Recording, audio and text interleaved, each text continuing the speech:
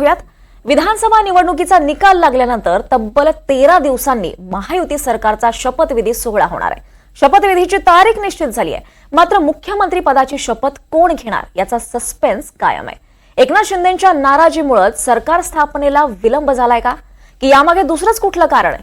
पाहूयात यावरचा एक रिपोर्ट।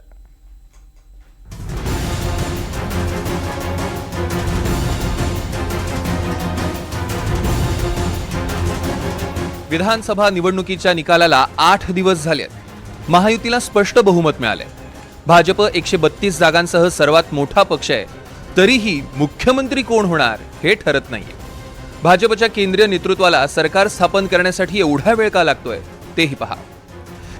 एकनाथ शिंदे 2 दिवसांसाठी साताऱ्यातल्या मूळ गावी मुक्कामी आहेत। शिंदेंना उपमुख्यमंत्री पदासोबतच गृहमंत्री पदही हवंय, पण गृह खातं शिंदेंना द्यायला भाजप तयार नसल्याची माहिती आहे आणि गृह खात्याशिवाय उपमुख्यमंत्रीपद घ्यायला शिंदे तयार नाहीये।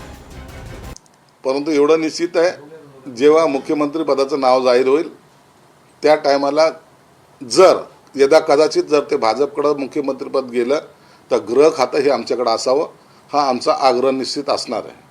कारण असं आहे की गेल्या वेळेला सीएम साहेब स्वतः मुख्यमंत्री असताना उपमुख्यमंत्र्यांकडे गृह खातं दिलं होतं, त्याच पद्धतीने हे डिव्हिजन झालं पाहिजे, हा नैसर्गिक नियम आहे। कुठल्याही सरकार स्थापनेबद्दलच्या चर्चा या बातम्यातून तर होऊ शकत नाही, मीडियावर तर होऊ शकत नाही, इलेक्ट्रॉनिक मीडियाच्या बाईटमध्ये तर होऊ शकत नाही। जे काही निर्णय घेतील ते एकनाथजी, देवेंद्रजी, अजितदादा मिळून घेतील, आमचं केंद्रीय नेतृत्व त्याला मान्यता देईल। मला वाटतं याच्यात तेवढं सोपं आहे। त्यामुळं मी मीडियाला काय बोललो आणि कोणी काय बोललो याच्यातून सरकार स्थापन नाही होत। राज्याचे काळजीवाहू मुख्यमंत्री असलेले शिंदे 2 दिवसांपासून दरेगावात आहे। दरेगावातील नेटवर्क सेवा काल काही काळासाठी बंद करण्यात आली होती। नेटवर्क बंद केल्यानं काळजीवाहू मुख्यमंत्र्यांशी कोणताही संवाद किंवा संपर्क होऊ शकत नव्हता। एकाच वेळी सर्व दूरसंचार कंपन्यांचं नेटवर्क गेल्यानं चर्चांना उधाण आलं होतं। आजही दरेगावात पोहोचलेल्या दीपक केसरकरांना भेटण्यास शिंदेंनी नकार दिलाय।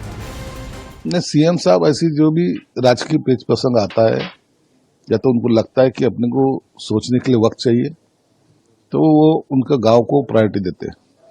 दरेगांव जाते हैं, वहां ना उनका मोबाइल लगता है ना कुछ लगता है। एक आराम से एक बड़ा निर्णय लेने का रहा तो हमेशा वो दरेगांव गए हैं। शायद आज वो गए हैं, कल शाम तक कुछ तो निर्णय वो लेंगे जरूर। बड़ा निर्णय होने जा रहा है। बड़ा निर्णय तो लेंगे जरूर। हाँ, जवळजवळ आता नोव्हेंबर आता संपेल, मग डिसेंबर उजाडेल आणि मग तुम्ही 5 तारखेचा वायदा करताय, तोपर्यंत आमचे काळजीवाहू मुख्यमंत्री काय करतील याचा भरोसा नाही। माझ्या माहितीप्रमाणे ते मनानं खचलेले आहेत, ते अस्वस्थ आहेत, त्यांचं मानसिक आणि शारीरिक स्वास्थ्य बिघडलेलं आहे। याला जबाबदार कोण? त्यांची प्रकृती बिघडली असेल तर ती का बिघडली आहे? त्यांना काही शब्द देऊन कोणी फिरवला आहे का? असे अनेक गमतीशीर विषय सध्या चर्चेला आहेत। त्यांचा चेहरा पडलेला आहे, ते हसत नाहीत, त्यांच्या चेहऱ्यावरचं हास्य मावळलेलं आहे, त्यांच्या डोळ्यात चमक दिसत नाही।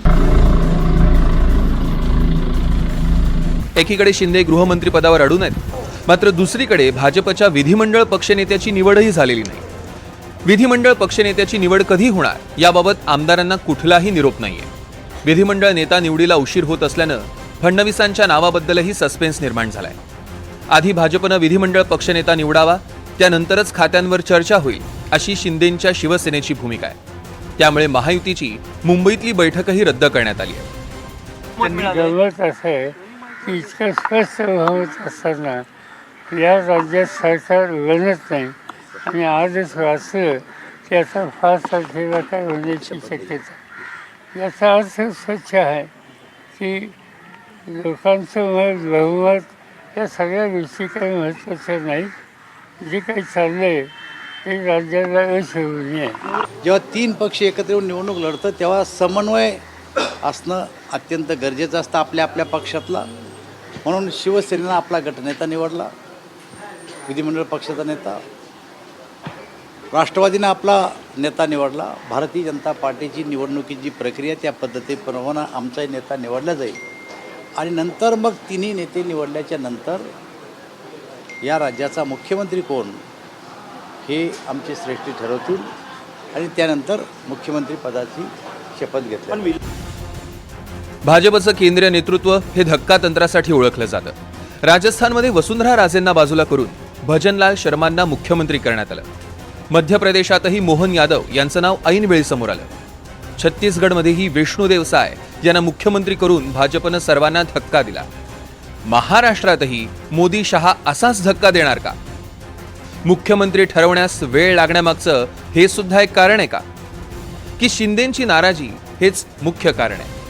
8 दिवसानंतरही याची उत्तरं मिळालेली नाहीये। Bureau report, NDTV Marathi.